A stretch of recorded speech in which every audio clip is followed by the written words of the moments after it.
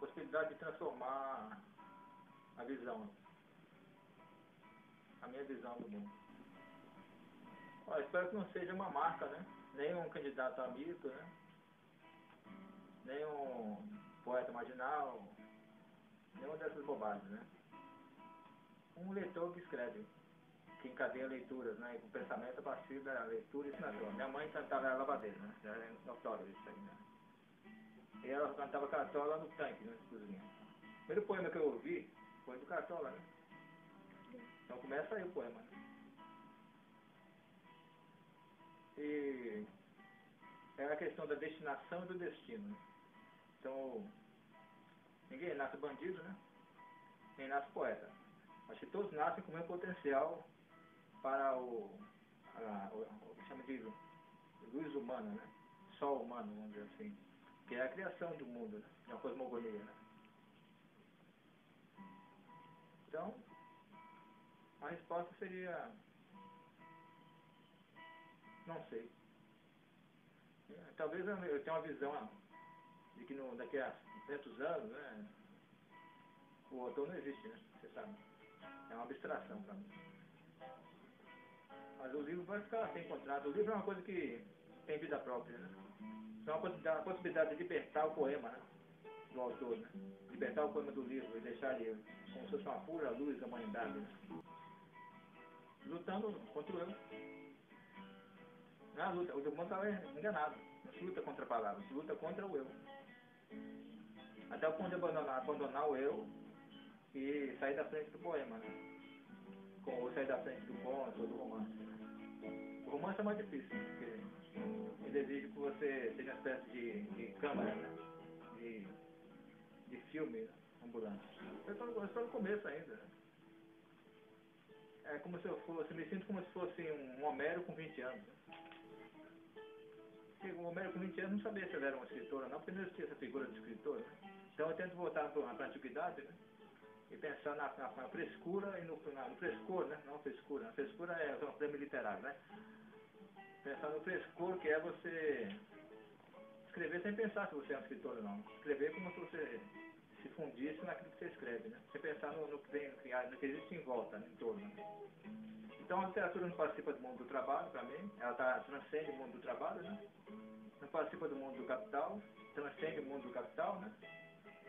Quando o capital desaparecer, né, o capitalismo desaparecer, a sua última mutação vai ser o seu próprio desaparecimento. Né?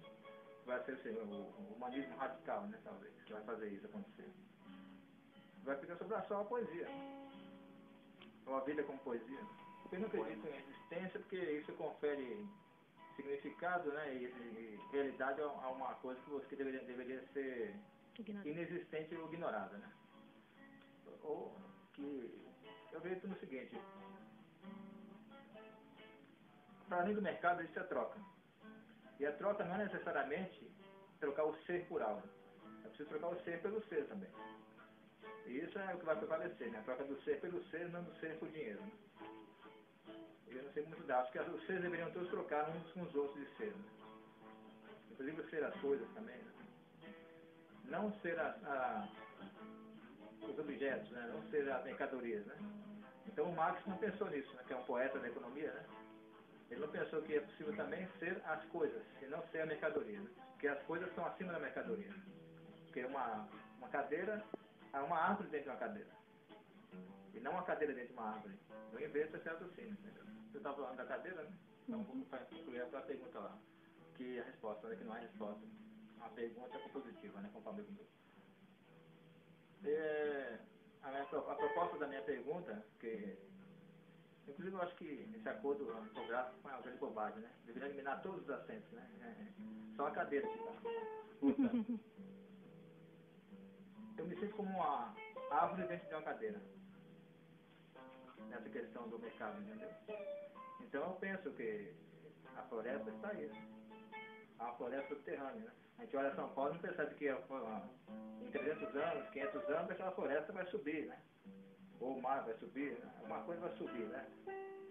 Porque a consciência humana é muito desperta pela natureza. Eu coloquei até no Twitter, né? Dia desse aí, que é uma empresa, né? que empresta espaço para a gente, né? Como o Google e tal, né? São as empresas aí do novo capitalismo, né? O capitalismo abstrato, parece abstrato, né? Não é? Não seria abstrato, né? Eu coloquei lá que um morador de rua de São Paulo que eu encontrei na Vila Paulista falou assim: eu não creio em pessoas, não existem pessoas, existem atos da natureza, só existe natureza. Então, como natureza, eu digo que nós estamos do lado das árvores, entendeu? Das montanhas, né? Das galáxias, né? Das estrelas, das ondas do mar, né? E não do lado dos bancos. Então, eu defendo um certo panteísmo, né? No meu trabalho. E quanto a São Paulo, aqui não, hoje em dia é o que São Paulo? São centenas de províncias, né? Cada um com seu centro, né? Girando em torno delas mesmas, né? E todas são realidades separadas umas das outras, né? Só vai existir São Paulo quando todas as realidades se conectarem, né? Até lá não existe uma cidade, né? Isso é uma experiência. Mais interessante que Nova York, né? Porque as cidades chamadas já prontas, né? Então São Paulo está em construção ainda, né? Então nesse lugar em construção, eu fico no entre, numa dimensão do entre São Paulo e Cubatão, entre São Paulo e a Serra do Mar. O ideal seria, eu me sinto mais um habitante da Serra do Mar, né? Então, quando eu passo na Serra do Mar, eu penso, aqui é o lugar, eu sou daqui, né? Eu fico entre a cidade de experiência, que não deu certo, Cubatão, e a experiência em processo, que é São Paulo, né? E a humanidade é isso também, uma experiência em processo. Ó, nos poemas que eu falo sobre a tragédia, né? Sobre o massacre humano e tal, né? Que está em curso ainda, né? Por exemplo, eu encontrei um senhor, né? Que me contou para falar sobre o poema O Caranguejo da Pau de Nagasaki, né? Sobre a Vila Socorro libertada, né? Aí ele falou assim: rapaz, como é que você conseguiu sobreviver ao incêndio? E como é que você sabia da minha mãe? Que ela estava lá na geladeira, que ela entrou na geladeira para se proteger do incêndio, ela estava grávida. Como é que você sabia disso? Eu falei: eu não sabia disso, meu amigo, eu inventei. Então, em que ponto, em que momento, né? No momento em que o imaginário, o imaginário e a invenção conseguem penetrar na realidade desconhecida, né? E revelar o que é oculto, eu consegui 2 vezes isso. Nesse poema do Vila Socorro, acho que eu fui ser muito feliz. E quando eu falo de mim mesmo, como se fosse um transe, né? Uma passagem entre a força das coisas e a força dos acontecimentos. Né? E não aparece muito a biografia, né? Acho que nesse momento também eu sou feliz também. Eu sou feliz no sentido da felicidade de vencer o eu, né? De lutar contra o eu e conseguir uma vitória momentânea. Mas é que eu falo que existe um eu exterior também, né? Existe o ser, né? Que não fica preso à identidade, né? Nesse momento eu posso dizer para você que quando eu escrevo um poema eu sou chinês, né? Japonês, cubano, entendeu? Árabe. É esse eu que se mistura com toda a experiência humana.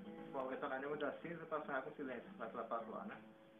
Acontece o seguinte: existem muitos editores no Brasil que são apenas golpes, né?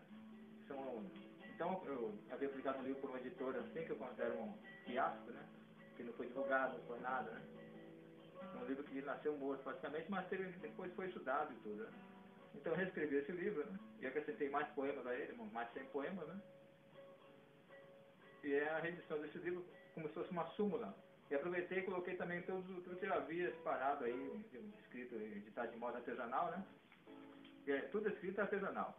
Agora nem toda edição é artesanal, né? Ela passa por um processo artesanal que depois é desvirtuado, né? É corrompido e se torna um objeto de mercadoria, um perfume, né? Podia ser um perfume, uma lata de sardinha, um livro, né? Tanto faz. E é muito mais a capa como objeto de sedução, todo aquele processo que parece mais um processo de banco do que um processo de uma empresa que trabalha com cultura, né? Então isso aí tudo foi contornado quando eu trabalhei com os livros artesanais, mas esse material fica muito disperso, de certa forma, né? E de difícil acesso, mesmo com a internet. E a pessoa precisa da materialidade das coisas. Não adianta fazer passeata, precisa transformar as coisas. Aí, resumindo, nesse sentido aí, é isso, é uma súmula de coisas que são editadas de modo artesanal, né? Com coisas que é difícil de encontrar. Estavam só na internet e obscuras, né? Esse inconsciente da internet, que é a obscuridade virtual, né? É dali que vai vir a luz da humanidade, né? Essas favelas fantasmagóricas, né? Do espaço virtual, né? Por exemplo, exemplo, o site de índios que escrevem poesia lá no Xingu, ou uma aldeia de ciganos lá na Croácia, né? Que tem um site que pensa de filosofia e tal.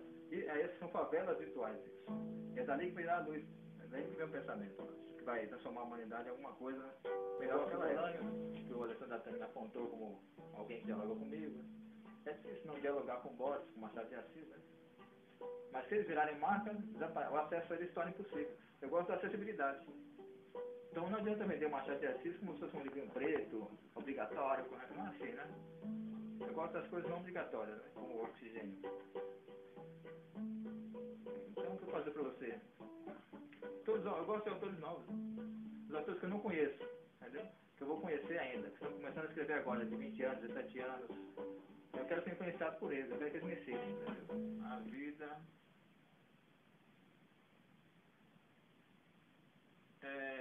eu acho que ela é uma luminosidade desconhecida, que se projeta em todas as coisas que você toca e tocam você ao mesmo tempo, né?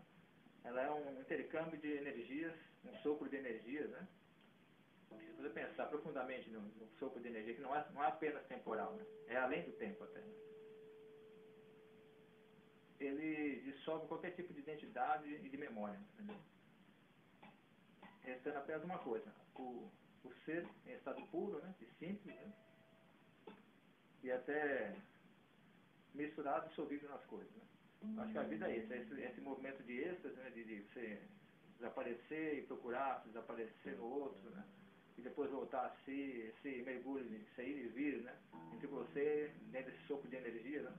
Em que você se dissolve e depois se reintegra, né?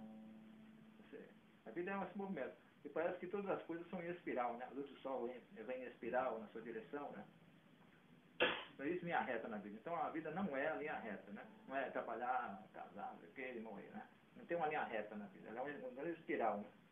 Em que em um momento a energia sai de um centro e no segundo movimento da espiral já não existe mais centro algum, né? Existe o processo de se dissolver nas coisas, depois volta de novo para o centro e o centro é totalmente transformado por essa energia das coisas. Em suma, ela é a amizade entre os sopros de energia. Um chama eu, outro você, sempre adiante, né? Momentaneamente, né? É chamado de eu ou de você, mas são só fragmentos, são só caixinhas, né? Garrafinhas, né? Compartimentos para energia, entendeu? Então, como se diz assim, morrer já é uma coisa desconhecida, né? É quando a luz passa para outro estado de luz, né?